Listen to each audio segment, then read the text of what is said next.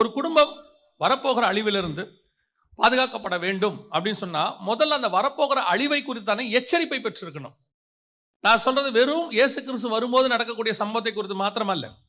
ஒரு குடும்பத்தை நடத்தும் போது ஒரு கணவன், ஒரு மனைவி, ஒரு பிள்ளைகள் இருந்தால் தான் அதுக்கு பேர் குடும்பம். ஒருவேளை பிள்ளைகள் இல்லை, கணவன் மனைவி இருந்தாலும் அதுக்கு பேர் என்னதான்? குடும்பம். கணவன் ஒரு ஊர்ல இருக்கிறாரு, மனைவி ஒரு ஊர்ல இருக்குது, பிள்ளை ஒரு ஹாஸ்டல்ல இருக்குது, அது குடும்பம் இல்லை. எங்க மனைவி எங்க இருக்காங்க? வெளிநாட்டில் வேலை பார்க்குறாங்க. கணவர் எங்க இருக்காரு? வெளிநாட்டில் இருக்கிறாரு. பையன் எங்க இருக்காரு? ஏற்காட்டில் ஹாஸ்டல்ல படிச்சுட்டு இருக்காரு. நீங்க குடும்பமா சென்னையில் இருக்கோம். இது எப்படி சரியாகும்? இல்லையா? எல்லாரும் இருக்கிறாங்க, ஆளுக்கு 1000 கிலோமீட்டர் தள்ளி இருக்கிறாங்க. ஆனா கணவனும் மனைவியும் வீட்டில் இருக்கிறாங்க, ஒன்னா இருக்கிறாங்க, ஆனா பிள்ளை இல்லை. அதனால அது குடும்பம் இல்லைன்னு ஆகாது. குடும்பம் என்றால் நாம் எல்லோரும் இணைந்து ஒரு இடத்துல இருப்பதுக்கு பேர் தான் என்னது? குடும்பம்.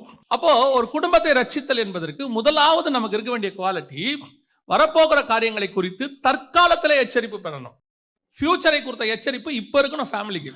அல்லேலூயா. ஆமென். அந்த எச்சரிப்பை நாம் பெற்றுக்கொள்கிறோமா என்பதுதான் கேள்வி. இன்னைக்கு குடும்பத்தில் நடக்கிற ஒவ்வொரு சம்பவத்துக்கு பின்னாடியும் ஃபேமிலி சொல்றது, எங்களுக்கு தெரியாது, இப்படி நடந்துருச்சு, நாங்க எதிர்பார்க்கல. அத உலகத்தின் குடும்பம் சொல்லலாம், நியாயம். ஆவிக்குரிய குடும்பம் ஒரு நாளும் சொல்லக்கூடாது. ஆவிக்குரிய குடும்பத்துல ஒரு சம்பவம் நடக்க போகுது அப்படின்னு சொன்னா, நான் வெறும் நியாய தீர்ப்பை குறித்து மட்டும் சொல்லவில்லை. உங்க ஃபேமிலியில் நடக்கிற சம்பவம் ஒன்று நடக்க போகுது என்றால் யூ மஸ்ட் ஸ்மெல். உங்களுக்கு அந்த வாசனை தெரிஞ்சிருக்க வேண்டும். உங்க குடும்பத்தில் நடக்கிற சம்பவத்தை குறித்து இயேசுநாதருக்கு தெரியாம அந்த 12 பேருக்குள்ள ஏதாவது நடக்குமா? இயேசுநாதருக்கு தெரியாம ஏதாவது நடக்குமா? யோசித்து பாருங்க.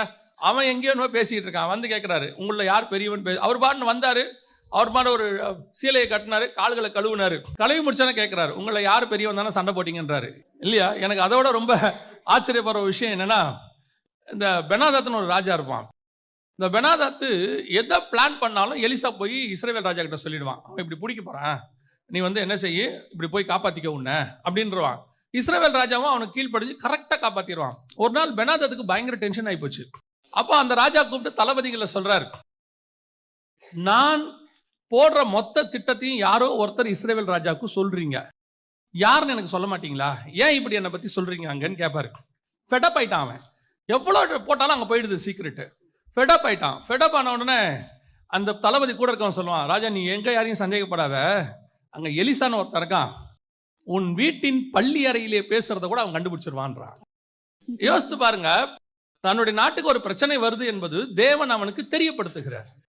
அது தெரியணும்ல. அது எலிசாவுக்கும் தெரியும், எலியாவுக்கு தெரியும். எலிசாவை பிடிக்க ராஜா ஆள் அனுப்புறான். வரும்போதே சொல்றான், அந்த பேலியாளின் மகன் என்னை பிடிக்க ஆள் அனுப்புறான் பத்தியாங்கிறான். இல்லையா? ஒருத்தனை பிடிக்க கூட முடியாது இவனுங்களால. எது பண்ணாலும் தெரிஞ்சு போயிடுது. இதுதான் உங்களுக்குள் இருக்க வேண்டிய முதலாவது குவாலிட்டி. இது ஃபர்ஸ்ட் ஒரு வீட்டுக்குள்ள இருக்கணும்.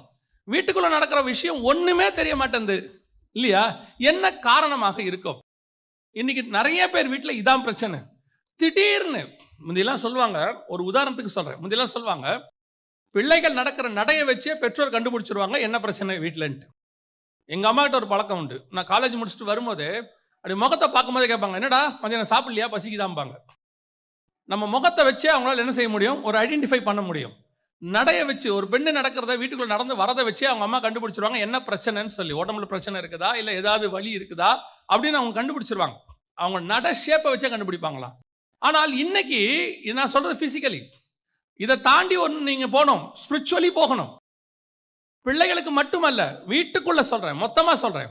உன் ஆவிக்குரிய குடும்பத்துக்குள் என்ன நடக்குது, உன் குடும்பத்துக்கு என்ன விரோதமா செயல்படுது, யார் செயல்படுறாங்க, எப்படி நடக்குது, என்ன விஷயம், என்ன ஆசீர்வாதம் வரப்போகுது, இது ஏதாவது தெரியுமா? வந்த பிறகு நீங்கள் அதை சால்வ் பண்றதுக்கு போராடுறீங்க, அழுவுறீங்க, ஜெபம் பண்றீங்க, எல்லாம் நடக்குது. ஆனால் தேவ எச்சரிப்பு உங்களுக்கு கிடைக்குதா? கர்த்தர் உங்களுக்கு உணர்த்துறாரா? எனக்கு ரொம்ப ஆச்சரியமா இருக்கும் அப்போஸ்தலர் நடபடிகளை வாசிக்கும் பொழுது. பவுல் வந்து போயிருவார் அத்தனை பட்டணத்துக்கு, அங்கங்க போயிட்டே இருப்பாரு. ஆனா எருசலேமில் இவர்கள் என்ன செய்வார்கள்? பவுலுக்கு விரோதமாக ஆலோசனை பண்ணுவார்கள். ஆவியானவர் இங்க எழுதுவார், எருசலேமில் யூதர்களுக்கு அவனுக்கு விரோதமாக ஆலோசனை பண்ணினார். இது யாருக்கு தெரியும்? லூக்காக்கு எப்படி தெரியும்? லூக்கா பவுலோட டிராவல் பண்ணிட்டு இருக்கிறார். ஏன்னா அப்போஸ்தலர் நடபடிகள் எழுதுனது லூக்கா. அவர் வந்து பவுலோட டிராவல் பண்ணிட்டு இருக்கிறார். அந்த டிராவல் பத்தி எழுதிட்டு இருக்கிறார். எழுதும்போது நடுவில் ஒரு வசனம் போடுறாரு, இந்த காலத்துல பவுலுக்கு விரோதமாக எருசலேமில் ஆலோசனை செய்யப்பட்டது. எப்படி இது இவருக்கு தெரியும்? எப்படி தெரியப்படுத்தப்படுகிறது? அப்படியானால் உன் குடும்பத்தை குறித்து ஒரு பர்சனல், நான் சொல்றது மினிஸ்ட்ரி, உங்க ஃபேமிலியை குறித்து, உங்களை குறித்து ஏதாவது ஒரு காரியம், ஏதோ ஒரு விஷயத்துல கர்த்தர் உங்களுக்கு உணர்த்தணும் இல்லையா? என்ன நடக்குது, எப்படி நடக்குது, ஏதோ ஒரு எச்சரிப்பு கொடுக்கணும் இல்லையா? அந்த தேவ எச்சரிப்பை பெற்று அப்படின்னு இருக்குது. அந்த எச்சரிப்பை படுகிற இடத்தில் தான் இப்பொழுது ஃபேமிலி ஃபெயிலியர் ஆகி கொண்டிருக்கிறது. முந்தையெல்லாம் நம்ம பெற்றோருக்கு தெரியும், சில காரியங்களை கண்டுபிடிப்பார்கள். நான் சொல்லுவேன், அன்னைக்கு உள்ளவங்க இன்னைக்கு உள்ளவங்கள மாதிரி ஆவிக்குரியவங்கள கிடையாது, ஆனால் தேவனோடு கூட தொடர்புள்ளவர்களாக இருந்தார்கள். இன்னைக்கு ஆவிக்குரியவர்கள் சொல்றோம், தேவனோடு கூட என்ன இல்லை, தொடர்பு குறைவாக இருக்கிறது இல்லையா? இன்னைக்கு நம்ம அன்னைக்கு உள்ளவங்க பெருசா அந்நிய பாஷை பேசி அப்படியே கைத்தட்டி அதெல்லாம் இருந்திருக்காது. ஆனா பாத்தீங்கன்னா அவங்களுக்குள்ள தேவனுடைய நடத்துதல்னு ஒண்ணு இருக்கும். பிள்ளைகளை நடத்துறதா இருக்கட்டும், குடும்பத்தை நடத்துறதா இருக்கட்டும். இன்னைக்கு ஆவிக்குரியவர்கள் ஊழியத்துக்கு ஓடுறாங்க, அந்த பக்கம் இந்த பக்கம் house meeting, cottage meeting, open air meeting எல்லாம் ஓடுறாங்க. ஃபேமிலிக்குள்ள என்ன நடக்குது? முதல்ல இங்க நமக்கு தெரியணும் இல்லையா, இது நமக்கு புரியணும் இல்லையா, இது நமக்கு தெரிய மாட்டேங்குது. தேவ எச்சரிப்பை பெற்று அப்படின்னு இருக்கு, பெற்று இருக்கிறோமா? அந்த எச்சரிப்பு உங்களுக்கு கொடுக்கப்படுதா? அந்த எச்சரிப்பை நமக்கு கொடுக்கிறவர் யார்? அதான் ரொம்ப இம்பார்ட்டன்ட். அந்த எச்சரிப்பை கொடுக்கிறவர் யார் அப்படின்னு கேட்டீங்கன்னா, வாசிங்க யோவான் எழுதின சுவிசேஷம் 16ஆம் அதிகாரம் 13வது வசனத்தை வாசிங்க. சத்திய ஆவியாகிய அவர் வரும்போது, சத்திய ஆவியாகிய அவர் வரும்பொழுது சகல சத்தியத்துக்குள்ளும் உங்களை நடத்துவார். சகல சத்தியத்துக்குள்ளும் உங்களை நடத்துவார். அவர் தம்முடைய சுயமாய் பேசாமல் தாம் கேள்விப்பட்டவைகள் யாவையும் சொல்லி வரப்போகிற காரியங்களை உங்களுக்கு அறிவிப்பார். அப்ப ஆவியானவருடைய மிக முக்கியமான ஸ்பெஷாலிட்டி என்னன்னா, வரப்போகிற காரியங்களை உங்களுக்கு அறிவிப்பார்.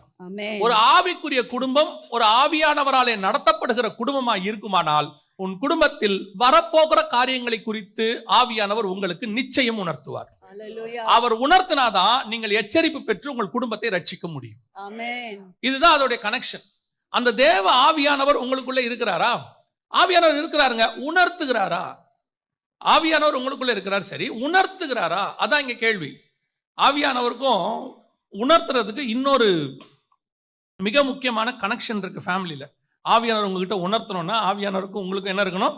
ஒரு பெரிய கனெக்ஷன் இருக்கு. என்ன கனெக்ஷன் இருக்கு அப்படின்னு கேட்டீங்கன்னு சொன்னா, ஆதியாகமத்தின் புஸ்தகம் 2ஆம் அதிகாரம் 18வது வசனம் வாசி. பின்பு தேவனாகிய கர்த்தர், மனுஷன் தனிமையா இருப்பது நல்லதல்ல, ஏற்ற துணையை அவனுக்கு உண்டாக்குவேன் என்றார். ஏற்ற துணையை அவனுக்கு உண்டாக்கு. இந்த ஏற்ற துணைன்னு இருக்குல்ல, ஏற்ற துணை. ஸோ பைபிள் சொல்ற ஏற்ற துணை என்பது வேறு. இப்போ நம்ம அங்க போக வேண்டாம், ஏற்ற துணைக்கு போக வேண்டாம். ஏற்ற துணைன்ற வேர்டு என்ன? அதுக்கு என்ன வேர்டு யூஸ் பண்ணப்படுது இங்கிலீஷ்லன்னு பார்த்தீங்கன்னா ஹெல்பர். இங்கிலீஷ்ல என்ன யூஸ் பண்ணப்பட்டிருக்கு? ஹெல்பர். இந்த ஹெல்பருங்கிற வேர்டு அடுத்து புதிய ஏற்பாட்டில் யாருக்கு யூஸ் பண்ணப்படுது? ஹோலி ஸ்பிரிட், பரிசுத்த ஆவியானவருக்கு சொல்லப்படுது. வாசிங்க யோவான் எழுதின சுவிசேஷம் 14ஆம் அதிகாரம் 16வது வசனத்தை வாசி. 14:16. நான் பிதாவை வேண்டிக் கொள்வேன், அப்பொழுது என்றென்றைக்கும் உங்களுடனே கூட இருக்கும்படிக்கு சத்திய ஆவியாகிய வேறொரு தேற்றரவாளன் அவர் உங்களுக்கு தந்தருளுவார். சிலர் வந்து அந்த தேற்றரவாளன் கம்ஃபர்டர்னு சொல்வாங்க, ஆனா இங்கிலீஷ்ல ஹெல்பர் தான் இருக்கு. இங்கிலீஷ்ல ஹெல்பர் இருக்கு. 14:26 வாசிங்க. என் நாமத்தினாலே பிதா அனுப்ப போகிற பரிசுத்த ஆவியாகிய தேற்றரவாளனே. அங்கேயும் என்ன இருக்கு? தேற்றரவாளன் அப்படின்னு தான் இருக்குது இல்லையா? பட் இங்க வந்து கம்ஃபர்டர்னு இருக்கு. ஆனா டிரான்ஸ்லேஷன்ல கரெக்ட் டிரான்ஸ்லேஷன் என்ன தான் இருக்குது? ஹெல்பர் தான் இருக்கு. அடுத்து வாசிங்க யோவான் 15:26 வாசிங்க. பிதாவினிடத்திலிருந்து நான் உங்களுக்கு அனுப்ப போகிறவரும் பிதாவினிடத்திலிருந்து புறப்படுகிறவருமாகிய சத்திய ஆவியாகிய தேற்றரவாளன் தேற்றரவாளன். நல்லா கவனிச்சு பாருங்க, 2 அதிகாரத்துல 3 தடவை இருக்குது. அடுத்து வாசிங்க 16ஆம் அதிகாரம் 7வது வசனம் வாசிங்க. நான் உங்களுக்கு உண்மையை சொல்லுகிறேன், நான் போகிறது உங்களுக்கு பிரயோஜனமா இருக்கும். நான் போகாதிருந்தால் தேற்றரவாளன் உங்களிடத்தில் வரார். இந்த இடத்துல மட்டும் 4 தடவை கர்த்தர் அந்த வார்த்தையை யூஸ் பண்றாரு. தேற்றரவாளன், தேற்றரவாளன், தேற்றரவாளன். 4 இடத்துலயும் ஹெல்பர், ஹெல்பர், ஹெல்பர்னு இருக்கு. அப்போ இந்த பரிசுத்த ஆவியானவருக்கும் மனைவிக்கும் ஒரு ஒத்துமை இருக்கிறது. இவரும் ஹெல்பர், அவங்களும் ஹெல்பர். இவங்களும் ஹெல்பர், அவங்களும் ஹெல்பர். அப்போ அந்த ஹெல்பரோடைய வேலை என்ன? அந்த இந்த இடத்துல நம்ம வாசிக்கிறோம், வரும் காரியங்களை குறித்து உங்களுக்கு போதிப்பார். அப்ப அந்த ஹெல்பருடைய ஒரு வேலை என்ன? வரும் காரியங்களை குறித்து. ஏன் ஏவாளை சொல்லும் பொழுது அவர்கள் ஒரே மாம்சம் உடையவர்கள்னு சொன்னார்னா, அவங்க 2 பேரும் ஒரே மாம்சம் உடையவர்கள், ஒரு மாம்சத்துல இருந்து பிரிச்சு எடுத்தவங்க. ஆவியை நமக்குள்ள இருக்கிறாரு, நாம 2 பேரும் ஒரே ஆவி உடையவர்கள். இப்ப புரியுதா உங்களுக்கு? இன்னும் கொஞ்சம் சொல்லும் போது எனக்கு ரொம்ப ஆச்சரியமா இருந்துச்சு இந்த சப்ஜெக்டை படிக்கும் போது. இன்னும் கொஞ்சம் உங்களுக்கு டீப்பா போங்க, உங்களுக்கு புரியும். மல்கியா எழுதின புஸ்தகம் 2ஆம் அதிகாரம் 15வது வசனத்தை வாசிங்க. அவர் ஒருவனை அல்லவா படைத்தார், ம், ஆவி அவரிடத்தில் பரிபூரணமாய் இருந்ததே, ம், பின்ன ஏன் ஒருவனை படைத்தார்? ம், தேவ பக்தியுள்ள சந்ததியை பெறும்படிதானே. ம். ஆகையால் ஒருவனும் தன் இளவயதின் மனைவிக்கு துரோகம் இளவயது மனைவிக்கு பண்ணாதபடி துரோகம் பண்ணாதபடி. உங்கள் ஆவியை குறித்து ஏன் எச்சரிக்கை. மனைவிக்கு துரோகம் பண்ணா ஆவி வராருங்க? மனைவிக்கு துரோகம் பண்ணாதபடி ஆவியை குறித்து எச்சரிக்கையா இருங்கள். அவரோட அர்த்தம் என்னன்னா, பழைய ஏற்பாட்டுல மனைவினா, புதிய ஏற்பாட்டுல பரிசுத்த ஆவியானவர். அல்லேலூயா. நீ மனைவிக்கு துரோகம் பண்றது ஆவியானவருக்கு துரோகம் பண்றதும் ஒண்ணுதான். என்ன எந்த கனெக்ஷன் இங்க இருக்கு பாருங்க. இது நம்ம படிக்கும் போது, மல்கியாவை படிக்கும் போது சாதாரணமா இருக்கும். நீங்க இந்த கனெக்ஷனை எடுத்து பாருங்க. அப்போ ஒரு வீட்டுக்குள் தேவ எச்சரிப்பு நீங்கள் பெற வேண்டுமானால், வரும் காரியங்களை குறித்து பெற்றுக்கொள்ள வேண்டுமானால், மனைவியும் கணவனும் ஒரே ஆவி உடையவர்களா இருக்க வேண்டும். இந்த ஒரே ஆவி உடைய மனைவியும் கணவனும் குறிப்பாக பல இடங்களிலே கர்த்தர் மனைவியை கொடுப்பதற்கு ஒரு நோக்கம் இருக்கிறது. என்னன்னு கேட்டீங்கன்னா, நான் சொல்றதை எத்தனை பேர் அக்செப்ட் பண்ணிப்பீங்க தெரியாது. கணவர்களை பொறுத்த வரைக்கும் ஆளுமை இருக்கிறது. அது கர்த்தர் கொடுத்திருக்காரு. ஆண்டு கொள்ளுங்கள் இருக்கு. அது சரீரமே நமக்கு அமைப்பு அப்படிதான் இருக்கு. ஆனால் மனைவியை பொறுத்த வரைக்கும் தான் காஷன் இருக்கிறது. அந்த எச்சரிப்பு கொடுக்கக்கூடியதான மிக முக்கியமான குடும்பத்தில் நடக்கக்கூடியது. கணவன் வசனம் சொல்லுது 104 சங்கீதம், காலையில் தன் பண்ணை வீட்டுக்கு வேலைக்கு புறப்படுகிறான், சாயங்காலத்தில் திரும்புகிறான். எவ்வளவுதான் கணவன் வேலைக்கு போனாலும் என்ன பண்ணாலும் எண்ட் ஆஃப் த டே அவன் ஃபேமிலிக்குள்ள திரும்பணும். ஆனா கணவன் வெளியே சம்பாதிக்கிறது, வெளியே போராடுறது, பைபிள்ல உங்களுக்கு தெரியும். நான் சொல்றது கொஞ்சம் டீப்பா இருக்கும், புரிஞ்சுக்கிட்டா சரி. காட்டு மிருகங்களையும் நாட்டு மிருகங்களையும் கர்த்தர் உண்டாக்கினார். அதோட அர்த்தம் என்னன்னா, இவன் வெளியே போகும்போது காட்டு மிருகம் இருக்கும். அந்த மிருகங்களோட கூட போராடி மனுஷன் என்ன செய்வான்? ஜெயிச்சு வீட்டுக்கு வருவான் ஒவ்வொரு நாளும். ஆனால் வீட்டை காப்பாற்ற வேண்டிய பொறுப்பு, வீட்டுக்குள்ள இருக்கிற நாட்டு மிருகத்தை காப்பாற்ற வேண்டிய பொறுப்பு மனைவியின் கையில் இருக்கிறது. 2 வகையான மிருகம் உண்டாக்குவார் ஆண்டவர். சகல விதமான காட்டு மிருகங்களையும் நாட்டு மிருகங்களையும் ஆதியாகமத்திலே கொண்டாந்துருவார் 1:24. ஆனா அப்ப காடு நாடே இருக்காது. அப்பயே படைச்சிட்டார் காடு நாடு. எதுக்கு? வெளியே போகிறவனுக்கு காட்டு மிருகம், வீட்டுக்குள்ள இருக்கிறவனுக்கு நாட்டு மிருகம். யோசிச்சு பாருங்க. இவர் போய் சிங்கத்தையும் கரடியும் ஜெயிப்பான். யாரு? கணவன். அதாவது தாவீது போய் ஜெயிப்பான், சிம்சன் போய் ஜெயிப்பான். ஆனா வீட்டுக்குள்ள இருக்கிற பூனையும் நாயையும் நீங்க தான் பாத்துக்கணும். அது உங்ககிட்ட இருக்க பொறுப்பு. அப்போ நான் சொல்றது ஒரு எக்ஸாம்பிளுக்காக, ஸ்பிரிச்சுவலி எடுத்துக்காதீங்க, எக்ஸாம்பிளுக்காக. அதே மாதிரி தான் இந்த தேற்றரவாளன் பரிசுத்த ஆவியானவர் செய்ய வேண்டிய ஒரு மிக முக்கியமான வேலையை வீட்டில் இருக்கிற மனைவி செய்ய வேண்டியது அவசியமா இருக்கிறது. இந்த தேவ எச்சரிப்பு, இவங்க 2 பேரும் ஒன்றாக இருக்கும் போதுதான் விசுவாசத்திலே தேவ எச்சரிப்பை நீங்கள் பெற்றுக்கொள்ள முடியும். இன்னைக்கு இந்த 2மே ஒன்னா இல்ல, இந்த 2க்குள்ளயுமே ஒன்னஸ் இல்ல. அதனாலதான் நம்ம பைபிள் தெளிவா சொல்லுது, விசுவாசி அவிசுவாசியோடு கூட பிணைக்கப்படாது இருப்பானாக. விசுவாசியும் பிணைக்கப்படும் போது விசுவாசத்தினால் வரக்கூடியதான எச்சரிப்பை நீங்கள் பெற்றுக்கொள்ள முடியும். இங்க ஆரம்பிக்கும் போதே முற்றும் கோணல் முதலும் கோணல். இதுல என்ன சொல்லி நம்ம கிட்ட இவங்க சொல்றாங்க, இப்ப இருக்க யங்ஸ்டர்ஸ் சொல்றாங்க, நான் அவங்கள விசுவாசத்துக்குள்ள நடத்திடுவேன், நான் போய் அவங்கள ஆண்டவருக்குள்ள கொண்டாந்துடுவேன், ஒரு ஆத்மாவை ரட்சிக்க முடியாதா? இவங்களை பொறுத்த வரைக்கும் என்னன்னா, அவங்க கிறிஸ்தவங்களா மாறிடுவாங்க, சர்ச்சுக்கு வந்துருவாங்க. இது இல்லைங்க லைஃப். கிறிஸ்தவனா மாறது ஒரு பெரிய விஷயமே இல்லைங்க. கிறிஸ்தவனா மாத்தணும்னு கர்த்தர் நினைச்சிருந்தாருன்னா இந்த உலகத்தை ஒரு செகண்ட்ல மாத்திருப்பாரு. இந்த உலகத்தை கிறிஸ்தவ உலகமா மாத்தணும்னு மட்டும் கர்த்தர் நினைச்சிருந்தாருன்னா, தன்னுடைய ஜெய்ஜாண்டிக்கான ஒரு காரியத்தை கர்த்தர் காட்டி இருந்தானா உலகம் கிறிஸ்தவம் மாறிடும். மலைக்கு மேல அவர் என்ன பண்றாரு? தன்னுடைய மகிமையை காட்டுறாரு மோசே கிட்ட. கீழே இருக்கிறவெல்லாம் பயப்படுறான், கீழே இருக்க அத்தனை பேரும் பயப்படுறான். எங்கிட்ட ஆண்டவர் பேச வேணாங்கிறான். அவ்வளவு ஜெய்ஜாண்டிக் காடு. ஆனா அவர் அப்படி நம்மளை மாத்த விரும்பவில்லை. எதுக்கு? ரட்சிப்புனாவே என்ன? இருதயத்தில் விசுவாசித்து வாயில அறிக்கை பண்ணி கான்சியஸ்ல வரணுங்கிறார் அவரு. அப்படி இருக்கும்பொழுது இன்னைக்கு இருக்கிற யங்ஸ்டர்ஸ் உடனே கல்யாணம் பண்ணி எப்படி கூட்ட வர்றது? அவர் ஆண்டவரை ஏத்துக்கிறேன்னு சொல்லிட்டாரு. ஆண்டவருக்காக உன்னை ஏத்துக்கல, உனக்காக ஆண்டவர் ஏத்துக்கிறான். இன்னைக்கு என்ன நடக்குது இங்க? இவங்களுக்கு இந்த விசுவாசம், அந்த விசுவாசத்துக்கு பின்னாடி இருக்கக்கூடியதான ஆவிக்குரிய வாழ்க்கை, தேவனோட இருக்கிற திட்டம், பரிசுத்த ஆவியினுடைய கனெக்ஷன் இவர்களுக்கு தெரிய மாட்டேங்குது. அதனோட விளைவு தான் அதுக்கப்புறம் இவங்களுக்கு எதுவுமே ஆவிக்குரிய வாழ்க்கையில முதல் குரல் முற்றும் குரலா மாறிடுது. நல்லா கவனிச்சுக்கொள்ளுங்க.